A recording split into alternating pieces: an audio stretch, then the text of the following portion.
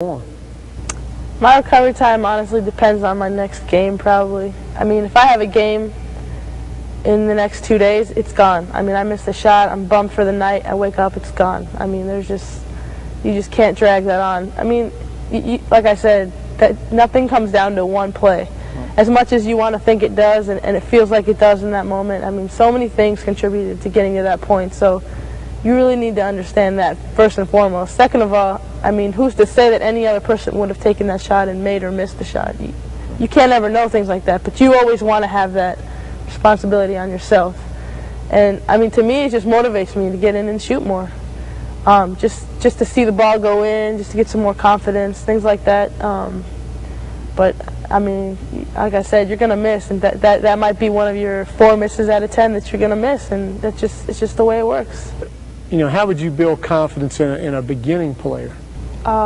First of all, shoot.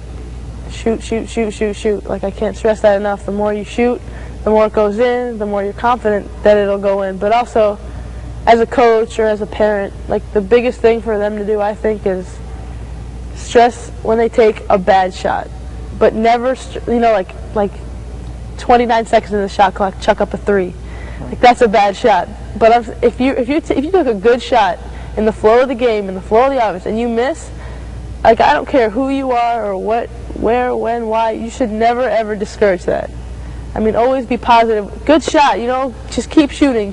Those are good shots. Now, I'm not saying chuck them all up, but I'm saying when it's a good shot, those people that you trust should reinforce that it was a good shot, and it just really helps. I mean, teammates are so important. My teammates, I mean, I could be shooting Boston College last year. I shot 1 for 12 maybe, and we're in overtime and we needed a 3. I come off a pick and roll, I make a 3, and trust me, I was beating myself up. I was like, God, 1 for 9. I mean, that's horrendous.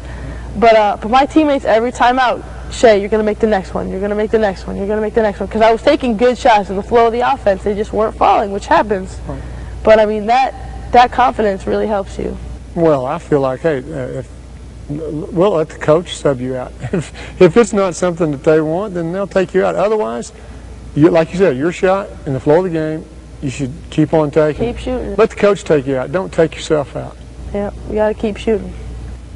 Shay, just want to thank you for being a part of Better Basketball, and want to wish you the best of luck in the future. I appreciate it. Thanks for having me. All right.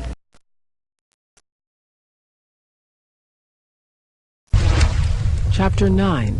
What about these shots? What about these shots?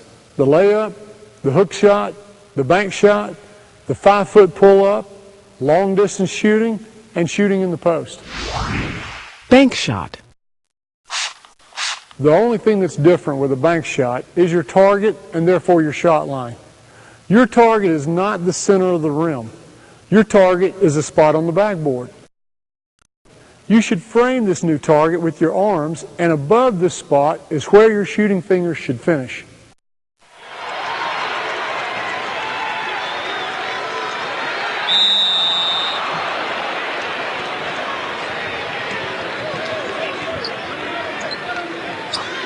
Although you could bank a shot from almost anywhere, there are some prime areas where you should consider using the glass every time. The shaded area in the lane illustrates where you're likely to get some contact during the act of shooting.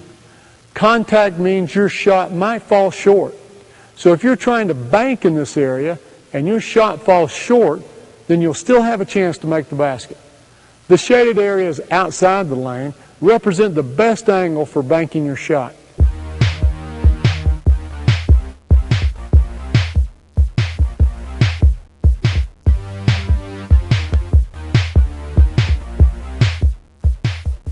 If you're any further from the goal, even at this angle, I think you're better off shooting for the rim. 5-foot pull-up.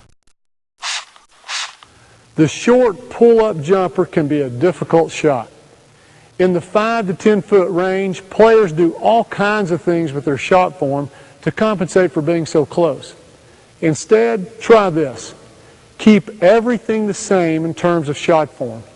But if you'll slow your hands down at the top of your shot when your arms are fully extended, you'll be able to finish your stroke with just your wrist and fingers.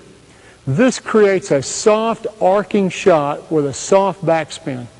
This is all touch, and that's why you have to practice finishing the shot only with your wrist and fingers at the top of your extension. Long distance shooting. I'm constantly being asked how to create range on a jump shot. But if you've noticed throughout the video, I've intentionally avoided any mention of the three-point line. As soon as you put a line on the floor, players rush to be able to shoot behind it. Doing so too early has killed the shot development of many players. So keep that in mind if you're still developing your shot. Let distance come naturally. It will. You've got to have a little faith and patience in the development of your one-piece shot.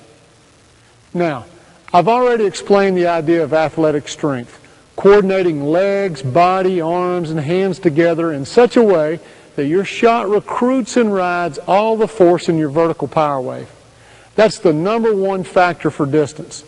However, I'd like to add this little hint for increasing distance. Think about increasing your hand speed from set to release. If you've trained your body to be coordinated with your hands, then the rest of your body will speed up to match your hand speed. You'll find your shot range gaining a little distance. Now, I didn't say you'll begin to hit the shot right away. However, since your basic shot form is not changed, your accuracy should begin to catch up with this new speed with a little practice. Shooting in the post. Shooting in the post doesn't require a lot of